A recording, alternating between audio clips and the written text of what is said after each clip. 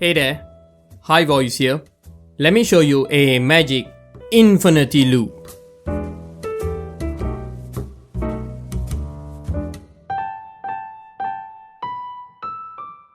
I originally observed this problem in a real application which I cannot show. However, for this video, I have reproduced the problem in a test application in which I've posted the source code below. The application has been compiled twice.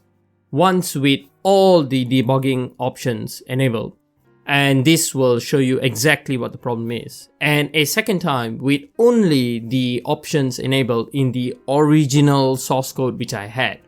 This will loop infinity times, and that will be the puzzle for this video. Okay, so let's get into it. Let me switch real quick to WinDebug. So on the screen you see WinDebug. I'm going to launch the application, and what you're going to see is the capture of the application. Let me just resume it in WinDebug, and it's gonna loop forever. This loop will never end. So what I'm gonna do is I'm gonna pause and I'm gonna show you the source code and give you a couple of seconds to try to figure out what's wrong, and then I'm gonna show you this magic infinity loop. Okay, let's just break into WinDebug and take a look at the threads. So I'm gonna switch to thread 0, and what's gonna happen is that it's gonna show the source code for the application. Let me just hide the application over here. Take a look at the source code. There is a loop over here, and the application is definitely looping. So if we take a look at the loop, there is an integer which is x, and if x is less or equal to 100, we just add to x, and we assign x to the crash array. This is an infinity loop. Now, it doesn't look like it, but take a look a bit deeper. Why is it an infinity loop? This is why it's an infinity loop. If we take a look at this array over here, the array is 100 characters long. That means it's an array, it's linear, it has 100 bytes. This application is compiled where characters are 1 byte, so it's 100 bytes. But if we take a look at the for loop has an integer which is x, but it goes to 101. This means that the last value of the array is being set as 101, but the array is only allocated to 100 bytes. So the 101st byte is actually being set as the alphabet A. This is what causes the infinity loop. Let's go ahead and debug this problem. I'm gonna make this side of the screen a bit bigger so that you can see the variables. And what I'm gonna do is I'm going to open the locals. So locals is the set of local variables, and this will let you see the value of crash array and the value of x. I'm gonna put a breakpoint on this middle line over here, and I'm gonna press F5 to just run through and watch the value of x over here. X is 99. Now if I step across, x is 100. Now watch this. If I step across, x is 98. What has happened is x has incremented to 98. This seems crazy, doesn't it? That the variable is incrementing, but it's going backwards. You see, what's happening is this. I'm going to open the memory tab, and I'm going to just look at the memory of the array, and I'm going to look at the memory of x. I take the variable crash array and I just put it in the address, and I can see that the crash array is the value 61. That is because this is a hexadecimal display and I have instantiated it to the value of A. You can see that it is 61, 61, 61 all the way to here. Now, check out what will happen if I step through. You will notice that this variable keeps changing. This is actually the memory address of X. Now, the reason is actually this. Because this variable is on the stack, and this is on the stack as well, X is actually value 101. X is behind the array of 100. So there's 100 bytes and then there's a variable of X. So whenever I step through this line over here, line number 10, it is changing the value which is behind the array. But because this is actually an overflow, what happens is that A gets assigned to the end of the array. So it goes from 64 back to 62. Why does it go back to 62? Well, it's quite simple actually. If I ask WinDebug what exactly is 62, formats is a built-in command that just shows the different conversions of an integer. I find that 62 is actually the decimal for 98. Now, the alphabet A, the lowercase a, is ASCII 97.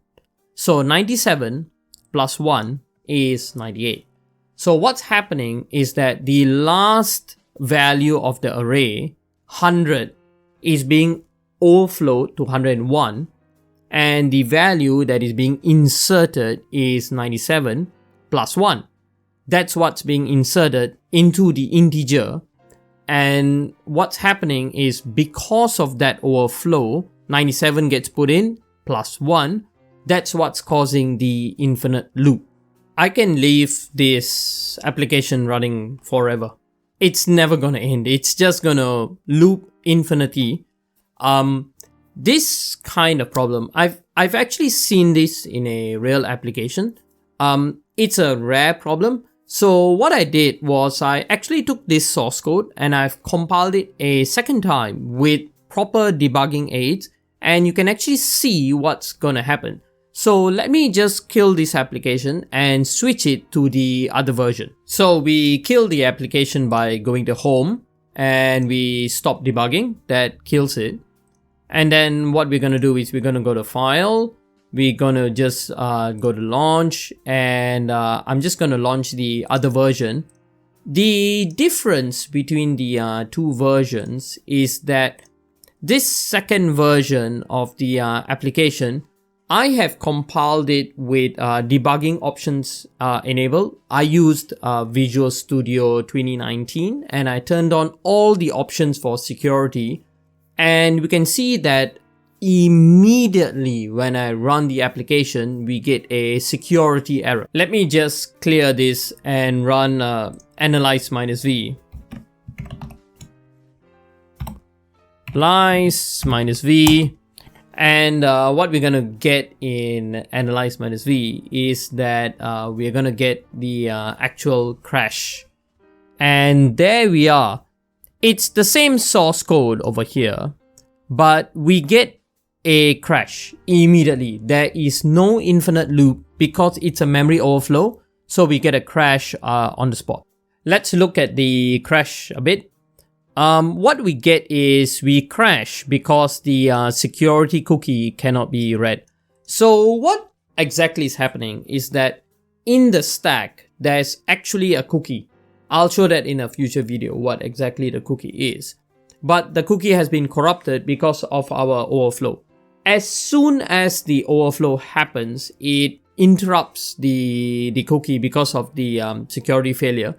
And it will immediately go security check failure or stack buffer overrun. Stack buffer overrun is exactly what happened. And this is the cause of the infinite loop. I will put the source code in the description below, and I'll also put the Visual Studio project file so that you can see how this interrupt can be avoided if you put certain options in the Visual Studio project file, and you'll get this infinite loop. To solve this problem is pretty straightforward. Just don't buffer overrun. I mean, if we change the code for the for loop over here, let me just go down to it.